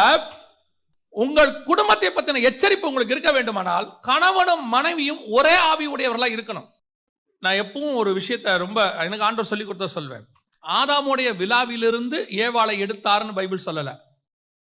ஆதாமின் விலா எலும்புகளில் ஒன்றிலிருந்து. இந்த பர்டிகுலர் வேர்ட் இஸ் இம்பார்ட்டன்ட். அப்ப என்ன அர்த்தம்? ஆதாமுக்கு நிறைய விழா இருந்துச்சு, ஆனா கர்த்தர் ஒன்னதான் எடுத்தாரு. அப்படின்னா என்ன அர்த்தம்? சபைக்குள்ள நிறைய பசங்க இருப்பாங்க, பொண்ணு இருக்கும். எல்லா ஆவிக்குரிய பொண்ணும் எல்லா ஆவிக்குரிய பையனுக்கும் ஏற்றதல்ல. நம்ம என்ன நினைக்கிறோம்? ரட்சிக்கப்பட்டிருக்கு, ஞானஸ்நானம் எடுத்திருக்கு, அபிஷேகம் பெற்றிருக்கு, அப்போ எல்லாமே ஓகே தான். இல்ல இல்ல இல்ல, நீங்க ஒரே வீட்டுல பிறந்திருந்தாலும் ராகேலும் லேயாலும் இருந்தாலும் யாக்கோபுக்கு யார் மனைவி என்பது கர்த்தர் திட்டம் பண்ணி வச்சிருப்பாரு. இவர் ராகேல விரும்பலாம், ஆனா கர்த்தர் லேயால தான் பிக்ஸ் பண்ணி வச்சிருக்கிறார். பக்கத்து கூடாரத்துல ஆகாரம் இருக்கலாம், சாராளும் இருக்கலாம், ஆனா தேவ திட்டம் சாராள் மேல் இருக்கிறது. இல்ல அந்த அம்மா பிரமாணத்தின்படி எங்களுக்குள்ள வந்துடுச்சு, எங்க பாளையத்துக்குள்ள தான் இருக்குது அப்படின்னா இல்ல கிடையாது. இன்னைக்கு நிறைய பேர் என்ன நினைக்கிறாங்க, ஆவிக்குரிய சபையா இருந்துச்சு எல்லா பொண்ணும் எல்லா பையனுக்கும். இல்லவே இல்லை. பர்டிகுலரா ஈசாக்குக்கு ரெபேக்காலை கர்த்தர் டிசைட் பண்ணி வச்சிருப்பார். அவர்கள் வரும்போதுதான் இந்த கான்டாக்ட் வரும். தேவ எச்சரிப்பை பெருக்கக்கூடிய கான்டாக்ட். அவர்கள் ஒரே ஆவி உடையவர்களா இருப்பார்கள். நிறைய குடும்பத்துல போய் பாருங்க, மனைவி ஸ்பிரிச்சுவலா ஊழியக்கார. நான் இன்னும் சொல்றேன், நீங்க ஊழியமா இருந்தால் உன் மனைவியினுடைய பார்ட் ரொம்ப இம்பார்ட்டன்ட். அதுல மஸ்ட். ஒரு ஊழியத்துல இவர் ஃப்ரண்ட் லைன்ல சண்டை போட்டுக்கிட்டு இருப்பாரு, ஆனா பின்னாடி வர பிரச்சனைய நிறைய பாஸ்டமா கண்டுபிடிச்சு சொல்லிடுவாங்க. இது என்ன ப்ராப்ளம்ங்கிறத சொல்லுவாங்க. அப்ப நோவாவுக்கு இந்த தேவ எச்சரிப்பு கிடைக்கிற மாதிரி குடும்பத்துல உங்களுக்கும் அந்த தேவ எச்சரிப்பு கிடைக்கணும். இதை நீங்க மனைவிமார்களும் உணரணும். உங்களை எதுக்கு கர்த்தர் அந்த குடும்பத்துக்கு கொடுத்திருக்கிறார்? வந்த உடனே குழந்தை பெற்று கொடுத்து ஃபேமிலி, அது மட்டும் இல்ல, அந்த குடும்பத்துக்கு தேவனிடத்துல இருந்து ஒரு திட்டம் இருக்கு. இப்போ நோவாவுடைய குடும்பத்துக்கு தேவனிடத்துல இருந்து ஒரு திட்டம் இருக்கு. என்ன திட்டம்? இவங்களை காப்பாத்துறது திட்டம் அல்ல, இவர்களை காப்பாத்தி அதற்கு பிறகு இன்னொரு உலகத்தை இவங்களை வச்சு தான் உண்டாக்கணும். 2 பார்ட் இருக்கு மோசேக்கு. 2 பார்ட். என்ன 2 பார்ட்? ஒன்று எகிப்திலிருந்து விடுதலையாக்க வேண்டும், இன்னொன்று கானானில் கொண்டு போய் சேர்க்க வேண்டும். அவர் சொல்லும் போது அந்த 2 வார்த்தையும் திருப்பி சொல்வாரு. அவர்களை எகிப்தியரின் கைக்கு விடுதலையாக்கவும் அவர்களை அந்த தேசத்திலிருந்து நீக்கி கானானியரும் ஏத்தியரும் எமோரியரும் பெர்சியரும் ஏவியரும் எபூசியரும் இருக்கிற இடமாகிய பாலும் தேனும் ஓடுகிற நலமும் விசாலமுமான தேசத்தில் கொண்டு போய் சேர்க்கவும் இறங்கினேன். 2 வேலை சொல்றாரு. நான் 2 வேலைக்காக இறங்கி இருக்கிறேன். ஒன்று விடுதலையாக்கவும், இன்னொன்று கொண்டு போய் சேர்க்கவும். 10வது வசனம், நீ இஸ்ரவேல் புத்திரராகிய என் ஜனத்தை எகிப்திலிருந்து அழைத்து வரும்படி உன்னை பார்வோன் இடத்திற்கு அனுப்புவேன் வா என்றார். கொண்டு போய் சேர்ப்பேன் இல்ல பாருங்க. அந்த வசனத்துல நீ விடுதலையாக்குவாங்கிறதோடு மட்டும் நின்னு போயிடுச்சு பாருங்க. கொண்டு போய் சேர்ப்பேன்னு சொல்லல. அவங்ககிட்ட 2 வேலைக்காக தான் அவர் இறங்கினாரு. ஒன்னு நீ செய்வேன்ட்டாரு, இன்னொன்னு நீ செய்வேன்னு சொல்லல அவர். புரியுதா? கடைசியில மோசே கொண்டு போய் சேர்க்கவே இல்லை. அந்த வேலை யோசுவா கிட்ட போயிருச்சு. அவருடைய அர்த்தம் என்னன்னா, கர்த்தருக்கு தெரியும் அவன் அந்த 2வது வேலையை செய்ய மாட்டான். பல நேரத்தில் கர்த்தர் 2 வேலைக்கு தான் உங்களை அனுப்பியிருக்கிறார். எல்லாருக்குமே 2 வேலை உண்டு. நோவாவுக்கும் 2 வேலை உண்டு. ஒன்று அழிவிலிருந்து இந்த குடும்பத்தை காப்பாற்றுவது, 2 அடுத்த உலகத்தில் குடும்பத்தை பலுகி பெருக பண்ணுவது. 2 வேலையை கர்த்தர் உங்களுக்கு கொடுத்திருக்கிறார். இன்னைக்கு நீங்க 2 வேலையை செய்கிறது இல்லை. ஒரு வேலை என்ன? எது உங்களுக்கு கொடுக்கப்பட்டது? வந்து குடும்பத்தை கட்டுவது. குணசாலியான ஸ்திரீ குடும்பத்தை கட்டுகிறாள், கட்டுவது. அடுத்து உங்களோட வேலை என்ன? ஹெல்பர். ஆண்டவர் சொல்றாரு, பண்படுத்தவும் காக்கவும் வைத்தேன். அதற்கு நான் என்ன பண்றேன்? அவனுக்கு ஒரு ஹெல்பரை உண்டாக்குவேன். இப்ப 2 வேலை இருக்கு, பண்படுத்தணும், காக்கணும். நீங்க என்ன செய்றீங்க? பண்படுத்துறதோட சரி. எது பண்படுத்துறீங்க? வீட்டை பெருக்கி கூட்டி அல்லது சமைச்சு வச்சு பாத்திர வேலைக்கு தேவைப்பட்டா கணவனுக்காக கூட போய் வேலைக்கு போய் எல்லாம் பண்றீங்க. இது பண்படுத்துதல். காக்குதல் எங்க? அவங்ககிட்ட சொல்லுமா? அதான் நிறைய. இது நான் ஆணுக்கும் பெண்ணுக்கும் சேர்த்து தான் சொல்றேன். நிறைய குடும்பத்தினுடைய பிரச்சனை இதுதான். பண்படுத்துதல் இருக்கு, காக்குதல் எங்க? ஒன்னு நீ ஒருத்தர் பண்படுத்தணும், இன்னொருத்தர் காக்கணும். கணவன் வேலைக்கு போனானா மனைவி உள்ளே பார்க்கணும். ஆவிக்குரிய குடும்பம் ஒரு ஊழியம் பண்றாங்கன்னா பேக் போர்டு இங்க இருக்கு, இங்க நடக்கணும், இங்க விஷயத்தை தெரியணும், இது என்ன பண்ணுதுன்னு தெரியணும். இங்க என்ன ஆகுது? One man show. நீங்கள் அந்த தேற்ற வாளன் என்று சொல்லுகிற பரிசுத்த ஆவியானவர் செய்ய வேண்டிய வேலையை நீங்கள் செய்யவில்லை. அதனுடைய விளைவாய்த்தான் இன்னைக்கு என்ன ஆகுது? தோட்டத்துக்குள்ள பாம்பு வருது. அவன் என்ன செஞ்சான்? பண்படுத்துறான், காக்கல. ஆண்டவர் தெளிவா சொல்றாரு, தோட்டத்தை காவல் செய். அவன் காக்காதனுடைய விளைவு சர்ப்பமானது காட்டு மிருகங்களிலும் சகல காட்டு மிருகங்களை பார்க்கிலும் தந்திரம் உள்ளது. ஆண்டவர், நான் ஏற்கனவே உங்களுக்கு சொன்ன ஞாபகம் இருக்கும்னு நினைக்கிறேன், 2 வகையான மிருகத்தை கர்த்தர் உண்டாக்கினார். நாட்டு மிருகம், காட்டு மிருகம். காட்டு மிருகம் தோட்டத்துக்கு வெளியே உள்ளது. வெளியே இருக்கிற மிருகம் நீங்க உள்ள வந்துடுச்சுல, அந்த உள்ள வரப்போற மிருகத்தினுடைய எச்சரிப்பு உங்களுக்கு இருக்கணும்ல. பவுல் சொல்றாருல்ல, நான் போகிறேன், மந்தையை தப்ப விடாத ஓநாய்கள் வரும். உன்னத பாட்டு சொல்லுதுல்ல, நம்முடைய திராட்சை பழங்கள் பூவும் பிஞ்சுமாய் இருக்கிறது, நரிகளையும் குழி நரிகளையும் பிடியுங்கள். அந்த எச்சரிப்பு. You must know the caution. இன்னைக்கு குடும்பம் உடைவதற்கு காரணம் என்ன? குடும்பத்தை பண்படுத்துகிறவர்கள் இருக்கிறார்கள், காக்கிறவர்கள் இல்லை. அவங்களுக்கு அந்த அந்த அந்த காஷனே கிடையாது. அந்த ஒரு ஆள் வந்து உட்காரும் போதே வீட்டுல தெரியணும் இவன் யாரு. நான் இப்பவும் சொல்றேன், பிசாசு கருப்பா கொம்போட வாளோட வராது, வரவே வராது. ஒரு காலகட்டம் வரைக்கும் தான் உங்களுக்கு வெளியே பெலிஸ்தியன் கிட்ட இருந்து சண்டை வரும். ஒரு காலகட்டத்துக்கு அப்புறம் உள்ளுக்குள்ள இருக்கிற சவுல் கிட்ட இருந்து சண்டை வரும். அதுக்கப்புறம் பெலிஸ்தியன் துரத்த மாட்டான், அவங்கள சவுல் தான் துரத்துவான். நீங்க பெலிஸ்தியனையே பார்த்துன்னு இருப்பீங்க, பெலிஸ்தியன் வருவான், பின்னாடி சவுல் வந்துருவான். இயேசு கிறிஸ்து முதலாவதாக யூதாசால் காட்டி கொடுக்கப்படும். அதுக்கு முன்னாடி பரிசேயர் சதுசேயர் சொந்த ஜனங்கள். அதற்கு பிறகுதான் ரோமர் வரான், ரோமர் கையில் ஒப்படைக்கிறாங்க. ரெண்டு போராட்டம் இருக்கும். அப்ப உள்ளுக்குள்ள இருக்கிற போராட்டத்தை ஸ்மெல் பண்ண வேண்டியது உங்க வேலை. உங்களுக்கு தெரியணும், அந்த எச்சரிப்பு, தேவ எச்சரிப்பு பெற்றாதானே நீங்க பாதுகாப்பீங்க. அதை பத்தின இன்னைக்கு காஷனே குடும்பத்துல இல்லையே. எந்த ஒரு விஷயம் வரும்போது உங்களுக்கு காஷன் இருக்கணும். நான் சொல்றது வெறும் மனுஷங்கள்ல மட்டும் இல்ல. ஒரு பொருளாதார பிரச்சனை வரப்போதா, யூ மஸ்ட் நோ. இயேசுநாதர் எதுக்கு எல்லாத்தையும் சொல்றாரு? நான் இதோ உங்களுக்கு முன்பதாகவே அறிவித்திருக்கிறேன். ஏன் முன்னாடியே சொல்றாரு? என் பிள்ளைகள் அதுல மாட்டிக்கொள்ள கூடாது என்பதற்காக.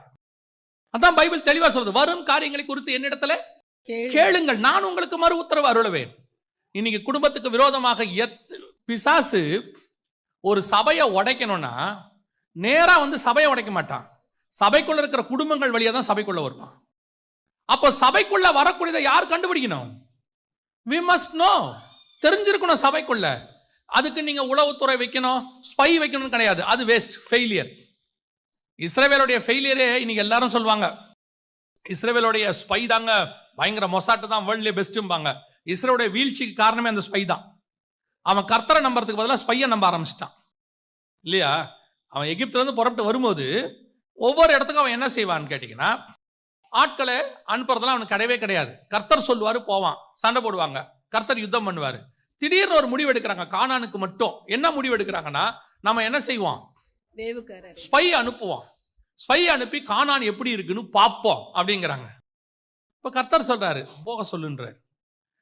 மோசே தெளிவா எழுதுவாரு, உங்கள் நிமித்தம் நான் ஒத்துக்கிட்டேன் பாரு. அதுக்கு இவன் பிரஷர் கொடுத்துட்டான் மோசேய. ஸ்பை போய் என்ன பண்ணிட்டான், வந்து ராங் நியூஸ் கொடுத்துட்டான். இன்னைக்கு அந்த ஸ்பை வந்து இன்னைக்கு வேர்ல்டுலயே அவன் வந்து சூப்பரான ஸ்பைன்னு சொல்றாங்க இன்னைக்கு. ஆனா அவன் வீழ்ச்சிக்கு ஆரம்பிச்சதே ஸ்பை தான். கர்த்தருக்கு பதிலாக ஸ்பையை நம்ப ஆரம்பிச்சிட்டான். இன்னைக்கு நம்ம ஸ்பையெல்லாம் வச்சு இங்க செட் ஆகாது. நமக்கு ஒரு ஸ்பை இருக்கிறார், அவர் தான் ஹோலி ஸ்பிரிட். அவர் உனக்கு சொல்லுவார், உன் குடும்பத்துக்கு விரோதமாக என்ன நடக்குது, உனக்கு விரோதமாக என்ன செயல்படுறாங்க, யார் என்ன பேசுறாங்க. அது எதுக்கு? அவனுக்கு விரோதமா நம்ம எழும்புறதுக்கு இல்ல, அதுல இருந்து நம்மை பாதுகாத்துக் கொள்வதற்கு. சிலரோட உட்காரும் போதே உங்களுக்கு அந்த டிஸ்டன்ஸ் தெரியும், சிலரோட பேசும் போதே அந்த ஆவியில உங்களுக்கு ஒரு டிஸ்டர்பன்ஸ் தெரியும். உங்க வீட்டுக்குள்ள ஒருத்தர் நுழையும் போதே உங்களுக்கு ஒரு டிஸ்டர்பன்ஸ் தெரியணும். விட்டுட்டு அதுக்கப்புறம் நீங்க கவலைப்படுறதுல பிரயோஜனம் இல்லை. அந்த எச்சரிப்பு அதான் வசனம் சொல்லுது, நோவா தற்காலத்தில் காணாதவைகளை குறித்து தேவ எச்சரிப்பு பெற்று. அப்ப இந்த ரெண்டு பேரும், அந்த ஆதாமும் ஏவாளும் ஹெல்ப்பரும், அப்ப குடும்பத்தில் இருக்கிற ரெண்டு பேரும் கணவனும் மனைவியுமாக அந்த ஸ்பையை புரியணும், அந்த ஆவியானவருடைய சத்தத்துக்கு கொடுக்கணும். அவர் கொடுக்கும் போது நீங்கள் தேவ எச்சரிப்பு பெறணும். அதையும் தாண்டி ஒரு சம்பவம் நடக்குதுன்னா கர்த்தர் எதுக்கும் அலோ பண்றாருன்னு அர்த்தம். அல்லது அது வேற விஷயம். தாவீதுக்கு நடந்த மாதிரி எதிரில் உள்ளவங்களை நொறுக்குவார், அது வேற விஷயம். யோவாபு செய்யும் போது தாவீதுக்கு தெரியாது, ஆனா யோவாபை கொன்னு போட்டாருன்னு இருக்கு. சில நேரத்தில் கர்த்தரே அவங்களை கொல்றதுக்கு அனுமதி கொடுப்பார், அது வேற விஷயம். ஆனால் நம் குடும்பத்தில் நடப்பது நமக்கு என்ன செய்யணும், we must know. அதான் ரொம்ப இம்பார்ட்டன்ட்.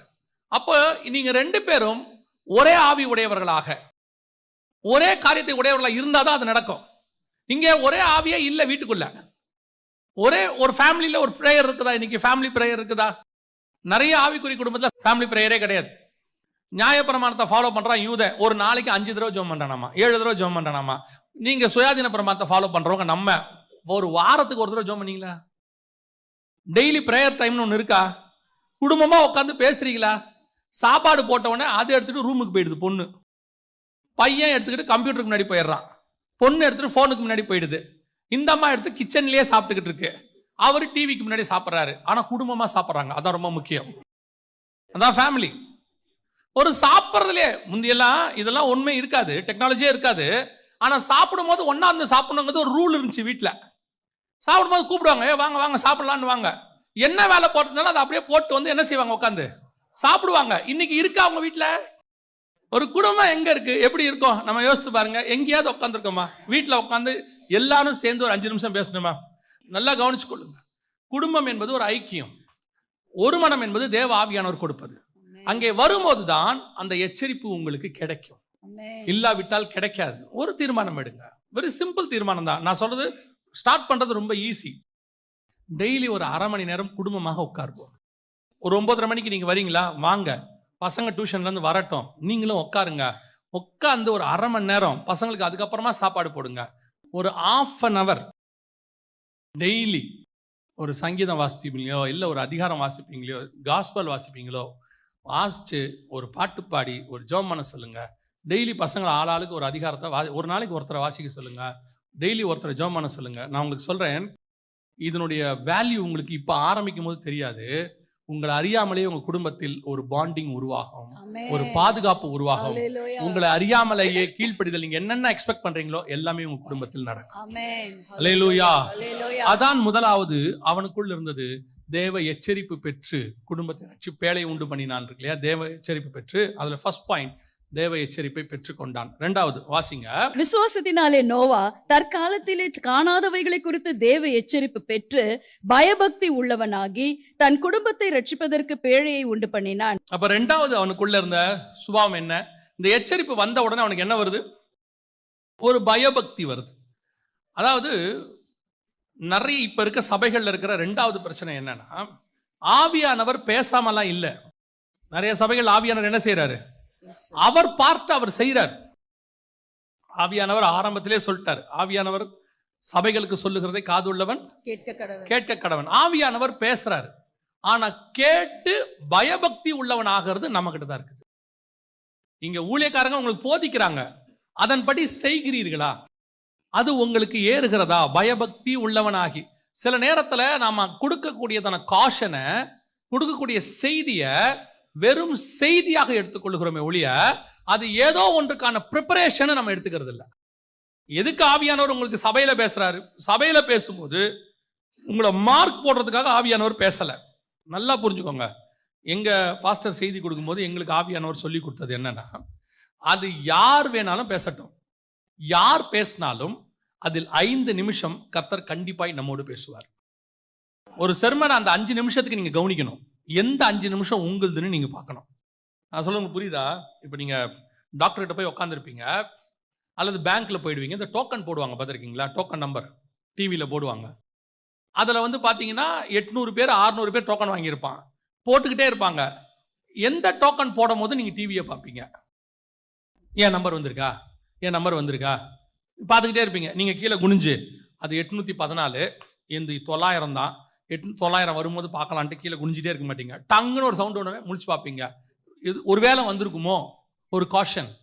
அதே மாதிரி தான் எல்லா செர்மன்லையும் எல்லா செய்தியிலையும் ஒரு 5 நிமிஷம் ஆவியானவர் உங்களோடு கூட பேசுவார்.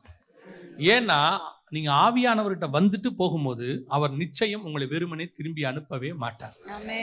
ஆவியானவர் கண்டிப்பா பேசுவார். ஆனா நீங்க அந்த 5 நிமிஷத்துக்கு காத்திருக்கணும் மினிமம். நான் சொல்றேன், அது 5 நிமிஷமா இருக்கலாம், 10 நிமிஷமா இருக்கலாம், 5 நிமிஷமா, ஏன் அந்த ஒரு செர்மன் முழுக்க உங்களுக்கே கூட இருக்கலாம். உங்களுக்கு கூட மொத்தமா ஆண்டவர் பேசலாம். ஆனா நீங்க வரும்போதே என்னவா வரணும்? நான் இன்னைக்கு எனக்கு உரியதை வாங்க போகிறேன், எனக்கு உரியதை பெற்றுக்கொள்ள போகிறேன். அதை கேட்டு அதை உங்க லைஃப்ல அபியாசப்படுத்தணும். பயபக்தி உள்ளவன் ஆகி. பல நேரத்துல இந்த பயபக்தி உங்களுக்குள்ள வரமாட்டேங்குது. நீங்க அதை அசால்ட்டா எடுக்கிறீங்க, அசட்ட பண்ணுறீங்க. உங்களுக்குள்ள ஒரு ஆதங்கம் இருக்கு தெரியுமா? இன்னைக்கு இருக்கிற எல்லா பேரண்ட்ஸ்க்கும் ஒரு ஆதங்கம் இருக்கு. என்ன ஆதங்கம் இருக்குன்னா, நம்ம காலத்தை மாதிரி பிள்ளைங்க ஸ்பிரிச்சுவலா இல்லை, அந்த காலத்துல இருந்த மாதிரி பிள்ளைங்க பெற்றோருக்கு கீழ்ப்படுகிறது இல்லை, இப்போ கொஞ்சம் பிள்ளைங்க மோசமா இருக்கு அப்படின்னு சொல்றீங்கல்ல, சொல்றீங்க தானே? நிறைய பேருக்கு அப்படி ஒரு ஒரு ஒரு தாட் எல்லாருக்குமே இருக்குல்ல. அது காரணம் என்ன நீங்க நினைக்கிறீங்க? அதுக்கு காரணம் நீங்க தான், நான் தான். நமக்குள்ளே பயபக்தி வந்துச்சுன்னா அது கண்டிப்பாக நம்ம பிள்ளைகளுக்குள்ளேயும் வரும். எப்படி சொல்றீங்க? வாசிங்க. அதே மல்கியா 2:15 திருப்பி வாசிங்க. அவர் ஒருவனை அல்லவா படைத்தார். அவர் ஒருவனை அல்லவா படைத்தார். ஆவி அவரிடத்தில் பரிபூரணமாய் இருந்தது. ஆவி அவரிடத்தில் பரிபூரணமாய் இருந்தது. பின்ன ஏன் ஒருவனை படைத்தார். பின்ன ஏன் ஒருவனை படைத்தார். தேவ பக்தி உள்ள சந்ததியை பெரும்படிதானே. அவருடைய ஒரே கான்செப்டே என்னன்னா, உங்க மூலமா என் மூலமா தேவ பக்தி உள்ள சந்ததியை பெறுவது மட்டும். அவருக்கு வேற கான்செப்டே இல்ல. இன்ஜினியரை பெறுவது அவர் கான்செப்ட் அல்ல, டாக்டரை பெறுவது அவர் கான்செப்ட் அல்ல, IAS ஆபீசரை பெறுவது அவர் கான்செப்ட் அல்ல, பாஸ்டரை பெறுவது அவர் கான்செப்ட் அல்ல, இவாஞ்சலிஸ்டை பெறுவது அவர் கான்செப்ட் அல்ல. அவர் கான்செப்ட் பயபக்தி உள்ளவனை பெற்றெடுப்பது மட்டும். அப்போ பயபக்தி உள்ளவனை பெற்றெடுக்கணும்னா நாம யாரா இருக்கணும்? பயபக்தி உள்ளவனா இருக்கணும். இப்போ தேவ சாயலாய் படைக்கப்பட்ட ஆதாம் தேவ வார்த்தைக்கு கீழ்ப்படிந்திருந்தால் தேவ சாயலாக, ஆதாம் சாயலாக ஒரு பிள்ளை பிறந்திருக்கும். இப்ப ஆதாம் கர்த்தருடைய உடன்படிக்கையை மீறினான் அப்படின்னு இருக்கு. இப்ப இந்த அம்மா அந்த வார்த்தையால் வஞ்சிக்கப்பட்டது. யாரு? ஸ்திரியானவள். இவங்க ஒருத்தர் மீறினவன், ஒருத்தர் வஞ்சிக்கப்பட்டவங்க. இவங்க ரெண்டு பேரும் சேர்ந்து ஒரு பிள்ளையை பெற்றெடுக்கிறாங்க. அந்த பிள்ளை எப்படி இருக்குது? வாசிங்க 5ஆம் அதிகாரம் ஆதியாகமத்தின் புஸ்தகம் 1-2-3 வசனம் வாசி. ஆதாமின் வம்ச வரலாறு. தேவன் மனுஷன் சிருஷ்டித்த நாளிலே அவனை தேவ சாயலாகவும் உண்டாக்கினார். அவர்களை ஆணும் பெண்ணுமாக சிருஷ்டித்து அவர்களை ஆசீர்வதித்து அவர்களை சிருஷ்டித்த நாளிலே அவர்களுக்கு மனுஷர் என்று பெயரிட்டார். ஆதாம் 130 வயதான போது, நல்லா கவனிங்க, ஆதாம் 130 வயதான போது தன் சாயலாக தன் ரூபத்தின்படி ஒரு குமாரனை பெற்று, தேவ சாயலாக தேவ ரூபத்தின்படி இல்ல. முந்தின வசனம் சொல்லுது தேவ சாயலாக ஆதாம் படைக்கப்பட்டான். ஆனா இங்க வசனம் சொல்லுது 130 வயதான போது தன் சாயலாக. அப்படின்னா என்ன அர்த்தம்? அவர் படைக்கும் போது தேவ சாயலாய் படைத்தார். அவன் கீழ்ப்படியாமைக்குள் போயிட்டான், மீறிட்டான். இப்ப பிறந்தது யார் சாயல்? இவன் சாயல். அதனாலதான் இயேசு கிறிஸ்து மனுஷ சாயலில் பிறந்து உங்களையும் என்னையும் திருப்பி தேவ சாயலாய் மாத்துகிறார். அல்லேலூயா. ரோமர் 8:29 வாசிக்க பார்ப்போம். இப்போ ரோமர் 8:29. தம்முடைய குமாரன் அநேக சகோதரருக்குள்ளே முதற் பேரானவராய் இருக்கும் பொருட்டு தேவன் எவர்களை முன்னறிந்தாரோ அவர்களை அதாவது உங்களை என்னையும், தேவன் எவர்களை முன்னறிந்தாரோ உங்களையும் என்னையும் அவர்களை தமது குமாரனுடைய சாயலுக்கு ஒப்பா இருப்பதற்கு முன்குறித்திருக்கிறார். அப்படின்னா அர்த்தம், அவர் மனுஷ சாயலாய் தேவ சாயல் ஆயிட்டாரு, மறுரூபம் ஆயிட்டாரு. இப்ப உங்களை என்னையும் அழைச்சது எதுக்காகனா குமாரனின் சாயலுக்கு ஒப்பா இருக்கும்படி. ஆமென். இப்ப நம்ம கிட்ட இருக்கிறதெல்லாம் மனுஷ சாயல், அப்பா அம்மா சாயல், எல்லா சாயலும் இருக்கு. அப்போ நீங்கள் நானும் படைக்கப்பட்டதே அவர் சாயலுக்கு ஒப்பா இருக்கும்படி. அப்ப கர்த்தர் உங்களை என்னையும் படைத்ததே பயபக்தி உள்ள சந்ததியை பெறும்படி. அப்ப நீங்கள் நானும் பயபக்தி உள்ளவனா இருந்தாதான் பிள்ளை பயபக்தி உள்ளதாக இருக்கும். நோவா பயபக்தி உள்ளவனாகி அப்படின்னா உங்களுக்கு அந்த பயபக்தி இருக்கா? கர்த்தர் மேலில் அந்த பயம் இருக்குதா? நீங்க எச்சரிப்பு பெறது ஒண்ணு. நீங்க நிறைய பேர்கிட்ட இருக்க பிரச்சனை என்னன்னா, they are perfect in church activities. சபைக்கு வரதுல பெஸ்ட், பாஸ்டர் கிட்ட நல்ல டெஸ்டிமோனி. அந்த பிரதர் கரெக்டா சர்ச்சுக்கு வந்துருவார், அந்த சிஸ்டர் எல்லா ஊழியத்திலையும் பங்கு பெறுவாங்க. குட். பார்த்தா பிள்ளைங்க கொஞ்சம் அப்படி போயிடுச்சு. அப்போ பாஸ்டர் என்ன சொல்றாரு? அவங்க ரெண்டு பேருமே ரொம்ப நல்லவங்க தான், ஏன் இந்த பிள்ளைகள் இப்படி போச்சு? நான் அப்படி போனதுல உண்மையிலே ரொம்ப நல்லா கரெக்டா இருந்து அப்படி போனது 1 or 2% இருக்க தான் செய்யுது. அப்ப எல்லாரையும் அப்படி சொல்றேன்னு நினைச்சுக்காதீங்க. ஆனா பெரும்பாலும் மெஜாரிட்டி நீங்க நல்ல ரிலிஜியஸ் பீப்புள் பட் நல்ல ஸ்பிரிச்சுவல் பீப்புளான்னு பார்க்கணும். we are all good religious people. church activities we are good. தசமகாணிக்கம் பர்ஃபெக்ட், சர்ச்சுக்கு வரதுல பர்ஃபெக்ட், டைமுக்கு வருவீங்க, கரெக்டா போவீங்க, பாஸ்டர் ஒன்னு சொன்னா ஓடி வந்து நிப்பீங்க. What about your spirituality in the home? வீட்டுக்குள் உங்கள் ஸ்பிரிச்சுவாலிட்டி எப்படி இருக்கு? அதைத்தான் பையன் பார்ப்பான். சபைக்குள்ள இருக்கிறத பையன் பார்க்க மாட்டான். அவன் எப்படி பார்ப்பான் தெரியுமா? எங்க அப்பா மேடையில் எப்படி இருக்காரு பாருப்பா. ஏன்னா அவனுக்கு வீட்டுல நீங்க யாருன்னு தெரியும், அவனுக்கு உங்களை பத்தி தெரியும். நீங்கள் தேவனுக்கு எவ்வளவு பயபக்தி உள்ளவனாய் இருக்கிறீர்கள் என்பதை உங்கள் பிள்ளைகள் பார்க்கும் பொழுது அவர்கள் தேவ பக்தி உள்ள சந்ததியாய் இருப்பார்கள். இங்க அதுதான் இங்க மிஸ்ஸிங். நீங்க வீட்டுல உட்கார்ந்து ஊழியக்காரனை கமெண்ட் அடிக்கிறீங்க, வீட்டுல உட்கார்ந்து ஊழியக்காரனையோ அல்லது சபையையோ அல்லது வேற விசுவாசியோ அல்லது கூட இருக்கிற விசுவாசியோ குறை பேசுறீங்க. அதை உன் பிள்ளைகள் பார்க்குது வீட்டுல. அப்புறம் உங்க பிள்ளைகள் குறை பேசுறவங்களா மாறும்போது உங்களையே குறை பேசும். அப்ப நீங்க உங்க பிள்ளைகிட்ட அப்பா அம்மா அப்படி பேசலாமா அப்படின்னா, நீங்கள் வேற ஒருத்தரை பேசுனீங்க, உங்க பிள்ளை உங்களை பேசுது, அவ்வளவுதான் வித்தியாசம். உங்க ஸ்பிரிச்சுவாலிட்டி வீட்டுல எப்படி இருக்கு? அவன் பயபக்தி உள்ளவனா இருந்தான், அவன் சந்ததி பயபக்தி உள்ள சந்ததியாக இருந்துச்சு. நோவாவே எடுத்துக்கோங்க. நோவாவுக்கு 3 பெரிய பசங்க, குழந்தைங்க கிடையாது, திருமணமான பெரிய பசங்க. இப்போ நோவாக்குள்ள ஒரு விஷன் இருக்கு. தற்காலத்தில் காணாதவைகளை என்ன பண்ணிட்டான் அவன்? தேவ எச்சரிப்பு பெற்று ஒரு விஷன் வந்துருச்சு. இந்த விஷனை அவங்க பசங்கிட்ட சொல்றான். இந்த மாதிரி உலகம் அழிய போகுதுப்பா, நம்ம ஒரு பேழை கட்ட போறோம், ஆண்டவர் வரப்போறாரு, உலகம் அழிய போது, நாம் அதுல ஏறி தப்பிக்க போறோம்.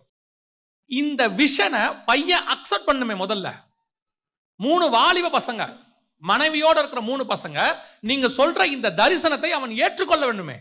எப்படி ஏத்துப்பான்? அவனுக்குள்ள எப்படி அந்த விஷன் போகும்? போகாது இல்ல. ஆனால் நீங்கள் பயபக்தி உணவன் இருந்து, எங்க அப்பா ஸ்பிரிச்சுவல் பர்சன், எங்க அப்பா சொன்னா அது கரெக்டா தான்டா இருக்கும்னு சொல்றான் பாருங்க, அப்போ உன் விஷன் அவனுக்குள் போகும்.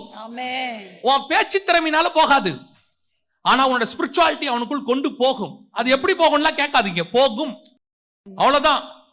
இங்க என்ன இருக்கு? நான் போதிக்கிறதில் சிறந்தவனாக இருக்கிறேன், சாட்சியில் எப்படி இருக்கிறேன், அதான் என் கேள்வி.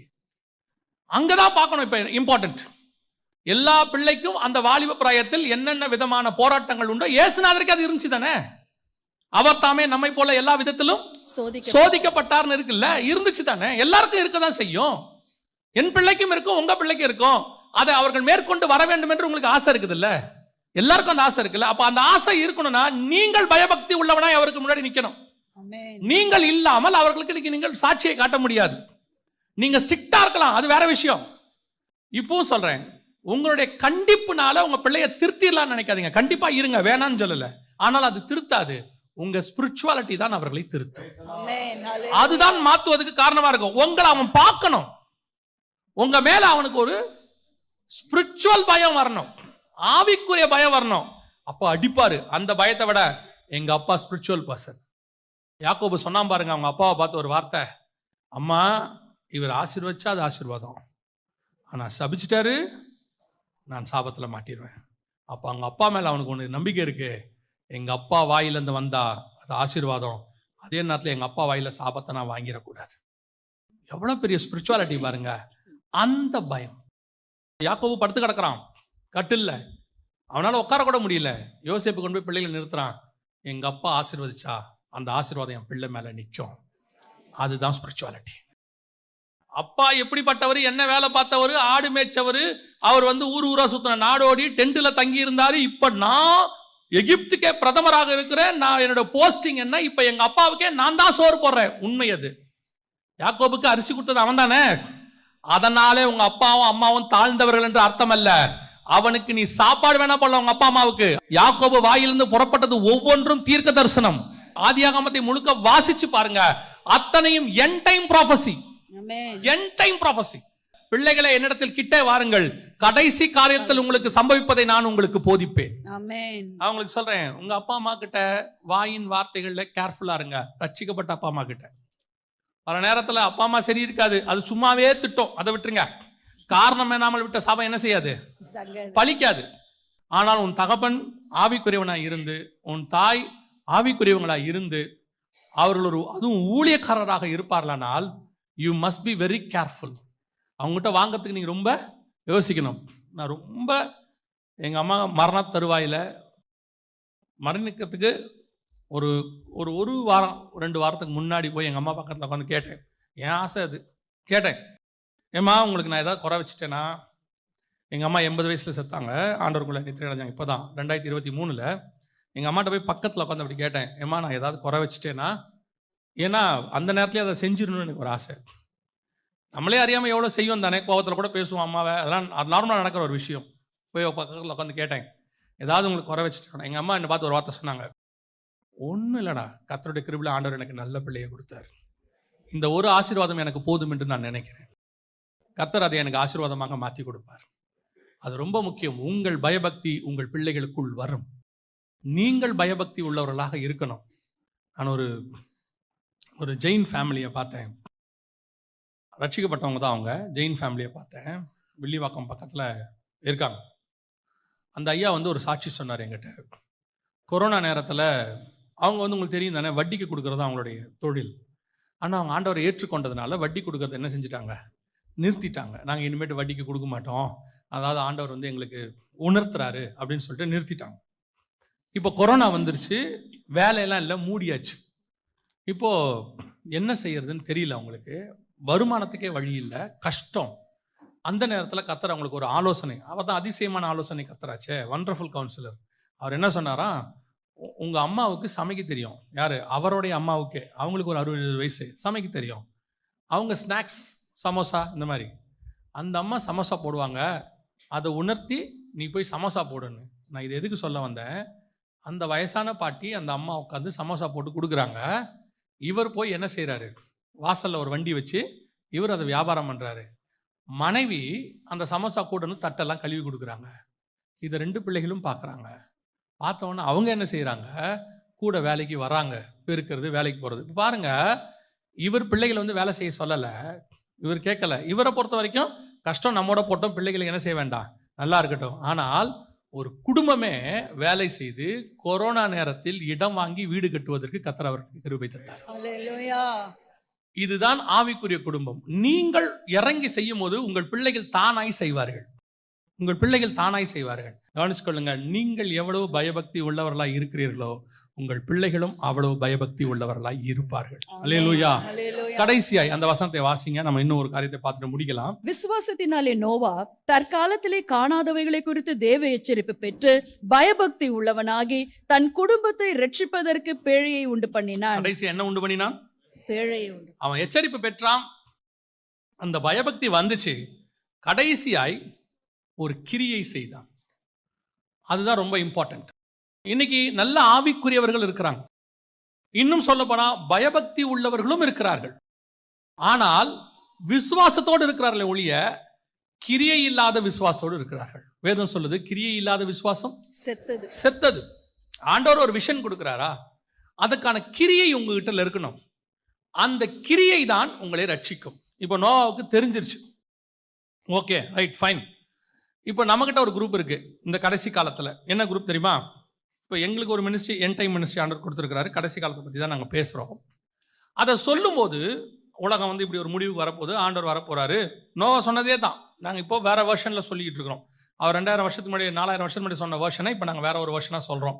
ஏன்னா இயேசுவும் அதான் சொல்றாரு, நோவாவின் காலத்தில் எப்படி நடந்ததோ அப்படியே மனுஷகுமாரன் காலத்திலும் நடக்கும். ஸோ அதே வெர்ஷன் தான், அதே அழிவு தான். அப்போ தண்ணி, இப்போ நெருப்பு, அப்போ பேழை, இப்போ இயேசு கிறிஸ்து. அன்னி தண்ணி பேழைக்கு மேலே உச்சத்தில் சிகரங்களுக்கு மேலே பேழை இருந்துச்சான், 20 முழத்துக்கு மேலே, 15 முழத்துக்கு மேலே இருந்துச்சான். இங்கே மத்திய ஆகாயத்தில் ஆண்டவர் வச்சு நம்மளை காப்பாற்ற போறாருன்னு இருக்கு. நோவா பேழையை கண்டினார். இப்போ நாம வந்துட்டு இயேசு கிறிஸ்து நமக்காக உண்டாக்கி ஒரு வாசலத்தை உண்டாக்கி கொண்டிருக்கிறார். சேம் கான்செப்ட், அதில் மாற்றுக்கிறதே இல்லை. ஆனால் இப்போ நாங்கள் இந்த மாதிரி விஷயத்தை சொல்லும் போது 2 வகையான ஜனங்கள் இருக்கிறார்கள். அதில் ஒரு குரூப் என்ன சொல்லுவாங்க தெரியுமா? நீங்கள் சொல்றதெல்லாம் கரெக்ட் தான் பிரதர், நாங்கள் விசுவாசிக்கிறோம், எல்லாம் ஓகே தான், ஆனால் கர்த்தர் கிருபை உள்ளவர், அப்படிலாம் செய்ய மாட்டார். இவங்களுக்கு விசுவாசம் இருக்குது, ஆனால் விசுவாசத்தில் கிரியை செய்ய இவங்களுக்கு என்ன வரல? மனம் வரல. ஆயத்தப்படுவதற்கு இவங்களுக்கு என்ன வரல? ஆயத்தமே வரல. இவங்களை பொறுத்த வரைக்கும் அந்த முடிவை மாற்றி அமைக்கலாம்னு நினைக்கிறாங்களே ஒழிய அந்த அழிவிலிருந்து தப்பிக்கிறதுக்கான வேலையை பார்க்கணும்னு அவங்களுக்கு தோணவே இல்லை. இன்னைக்கு ஒரு குரூப் அப்படி இருக்குது. ஆண்டவர் உங்களுக்கு சில காரியங்கள் சொல்றாரா, அதை செய்யுங்கள், குடும்பமாக செய்யுங்கள். அந்த விஷனை மொத்த குடும்பமும் டேக் ஓவர் பண்ணுங்க. சில நேரத்தில் கணவனுக்கு கொடுக்கிற விஷன் மனைவி எடுக்க மாட்டேங்கிறாங்க, மனைவி கொடுக்கிற விஷன் கணவன் எடுக்க மாட்டேங்கிறார். நோவாவுக்கு ஒரு விஷன் கொடுத்தாச்சு. இப்ப இந்த விஷனை அந்த 3 பசங்களும் எடுத்தாங்க தானே. அவன் பயபக்தி உள்ளவனா இருந்தா யாருக்குள்ள போச்சு? பிள்ளைங்களுக்குள்ள போச்சு, மனைவிக்குள்ள போச்சு.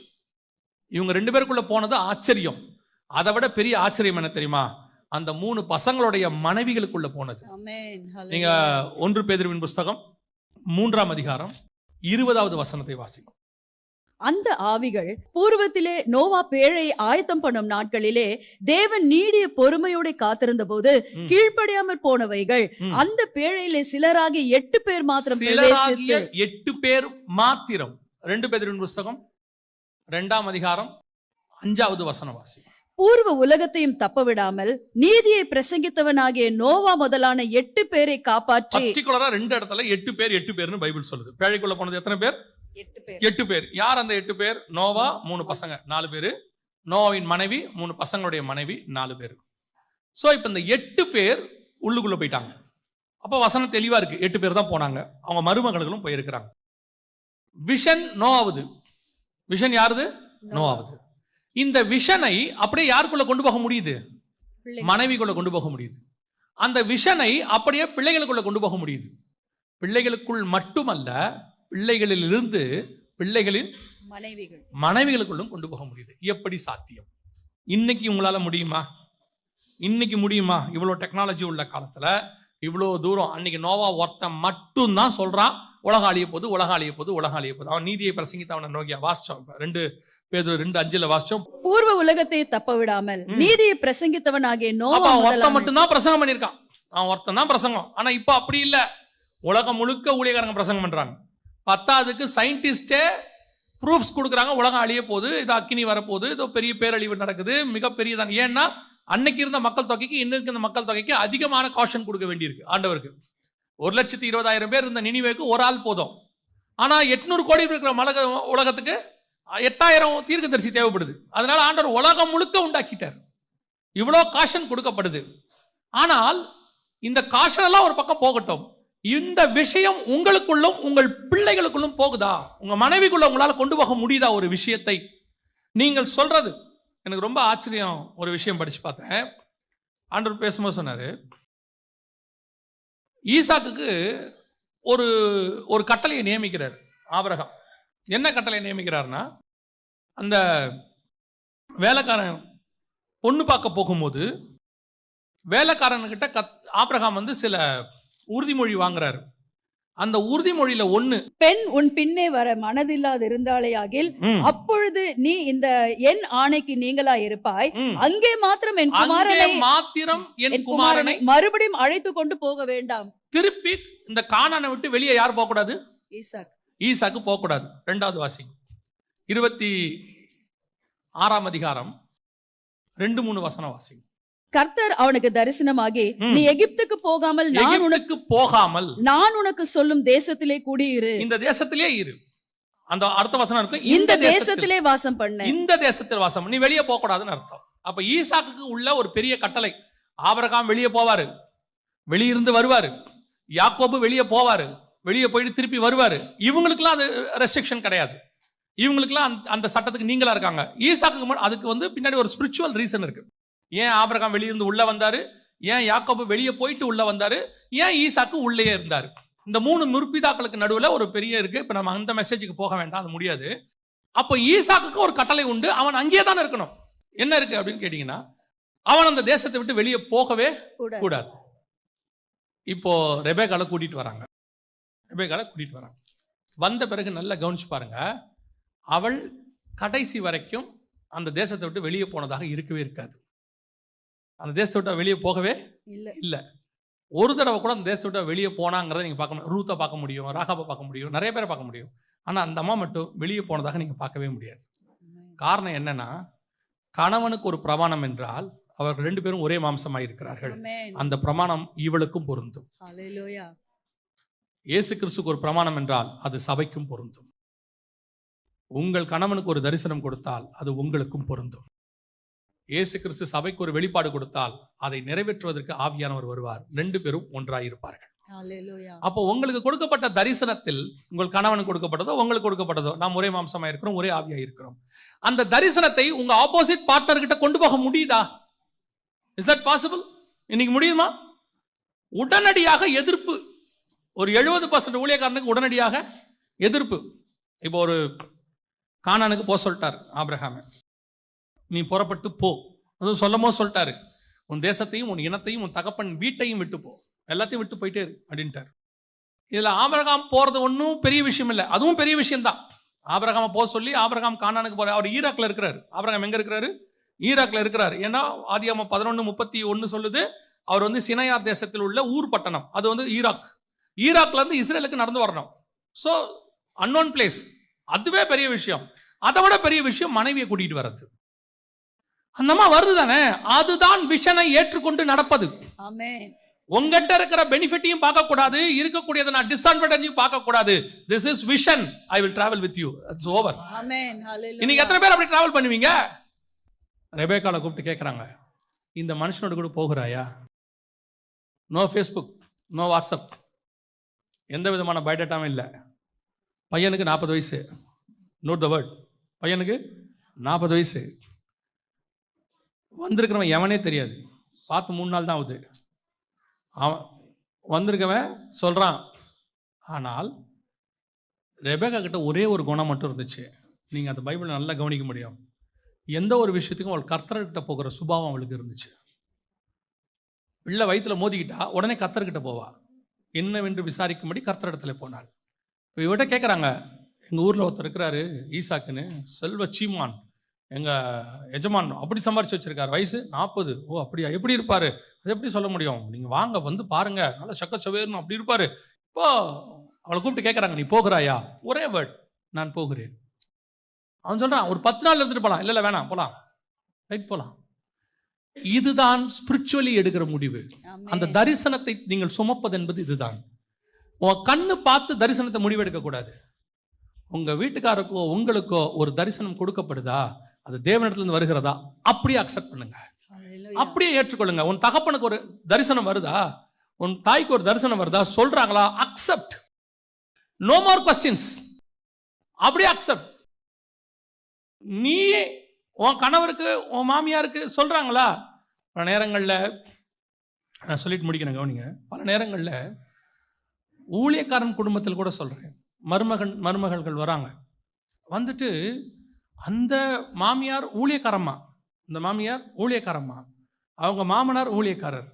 ஆனால் வர மருமகள் அவளை மாமனார் மாமியாராக தான் பார்க்குறார்களே ஒழிய ஊழியக்காரனும் ஊழியக்காரியுமாய் பார்க்கறதில்லை. அதுவே அதே வயசுள்ள இன்னொரு ஊழியக்காரன் வந்தா சோத்திரம், பிரைஸ் தி லார்ட்.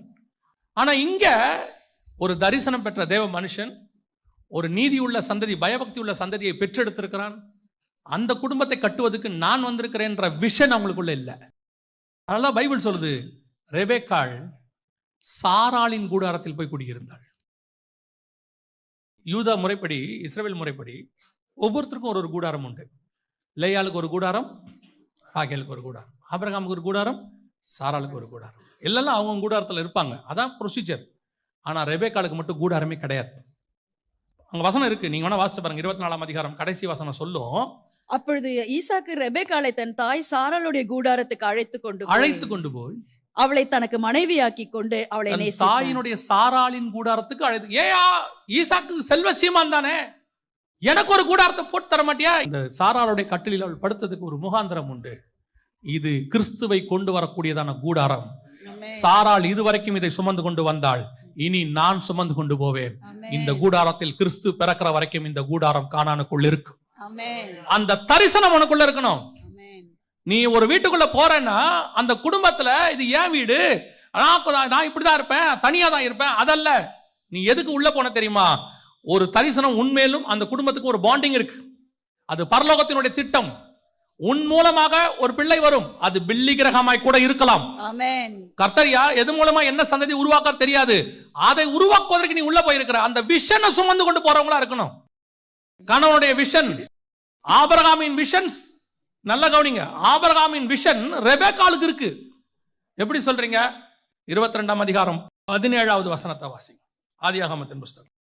நான் உன்னை ஆசீர்வதிக்கவே ஆசீர்வதித்து உன் சந்ததியை வானத்தின் நட்சத்திரங்களைப் போலவும் கடற்கரை மணலை போலவும் பெருகவே பெருக பண்ணுவேன் என்றும், உன் சந்ததியார் தங்கள் சத்துருக்களின் வாசல்களை சுதந்தரித்துக் கொள்வார்கள் என்றும். உன் சந்ததியார் தங்கள் சத்துருக்களின் வாசல்களை சுதந்தரித்துக் கொள்வார்கள். இது கர்த்தர் ஆபிரகாமுக்கு சொன்னது. 24ஆம் அதிகாரம் 60வது வசனவாசி. ரெபேக்காளை வாழ்த்தி எங்கள் சகோதரியே நீ கோடா கோடியாய் பெருகுவாயாக. உன் சந்ததியார், அங்க ஆண்டவர் என்ன சொன்னாரு? கர்த்தர் அவனை ஆசீர்வதித்து உன் சந்ததி வானத்தின் நட்சத்திரத்தை போலவும் கடற்கரை மணலை போலவும் பெருகவே பெருகும். இங்கே என் சகோதரியே நீ கோடா கோடியாய் பெருகுவாயாக. அடுத்து, உன் சந்ததியார் தங்கள் பகைஞருடைய வாசல்களை சுதந்தரித்துக் கொள்வார்களாக என்று ஆசீர்வதித்தார். அங்க 22:17 உன் சந்ததியார் தங்கள் சத்துருக்களின் வாசல்களை அப்ப ஆபிரகாமுடைய விஷன் ரெபேக்கா வழியா நிறைவேறணும். ஆமென், ஹல்லேலூயா. இந்த தரிசனத்தை சுமந்து கொண்டுதான் ரெபேக்காள் கூடாரத்துக்குள் வந்தார். ஆமென். நீங்க அத்தனை பேரும் அப்படி ஒரு தரிசனத்தை சுமந்து கொண்டுதான் உங்கள் கூடாரத்துக்குள்ள இருக்கிறீர்கள். அல்லேலூயா. இன்னைக்கு உங்களுக்கு தெரியுமா, நீ என்ன செய்யற? அது சாரால் தரிசனம். நான் ஏன் நிறைவேற்றணும்? குடும்பம் என்பது கர்த்தர் உண்டாக்குனது. ஆமென். இன்னைக்கு நிறைய பேருக்கு அந்த தரிசனமே கிடையாது. Family family family. என்ன ஃபேமிலி? எல்லாரும் ஒன்னா சேர்ந்து குழந்தைய பெத்து இதான் ஃபேமிலியா? இல்லை. தேவனுக்கு உன்மேலும் என் மேலும் வேறொரு திட்டம் இருக்கிறது. We are all heavenly family. ஆமென். கர்த்தராகிய இயேசு கிறிஸ்துவை விசுவாசி. அப்போ நீயும் உன் வீட்டாரும் ரட்சிக்கப்படுவீர்கள். நோவா தற்காலத்தில் காணாதவைகளை தரிசித்து பயபக்தி உள்ளவனாகி தன் குடும்பத்தை ரட்சிக்கும்படி ஒரு பேழை உண்டு பண்ணினான். தரிசனம் இதான். கிறிஸ்து உன்னை ரட்சித்ததுக்கு ஒரு தரிசனம் இருக்கு. ரெண்டு பேரையும் சேர்த்ததுக்கு ஒரு தரிசனம் இருக்கு. இங்க வந்த உடனே அது மாமியார் அவங்களோடலாம் என்னால இருக்க முடியாது, இருக்காதீங்க. மாமனாரோட நான் இருக்க முடியாது. நல்லா கவனிங்க. நான் ஒரே ஃபேமிலி ஒரே வீட்டுக்குள்ள தான் இருக்கணும்ன்ற கான்செப்டே நான் சொல்ல வரல. நீங்க தப்பா புரிஞ்சிடாதீங்க. நீங்க தனித்தனி வீட்டுக்குள்ள இருக்கலாம். ஆனால் ஒண்ணு உங்களுக்கு புரியணும், நான் இந்த வீட்டில் இந்த குடும்பத்துக்குள்ள வந்தது அவர்கள் தரிசனத்தை நிறைவேற்றுவதற்காக. ஏன்னா என்னாலதான் அந்த தரிசனம் நிறைவேறும் இல்லையா? உங்களுக்கு பார்த்துருக்கீங்களா, இந்த பேங்க்குக்கெல்லாம் போனீங்கன்னா உங்களுக்கு ஏடிஎம் கார்டை உடனே கையில் கொடுத்துருவாங்க.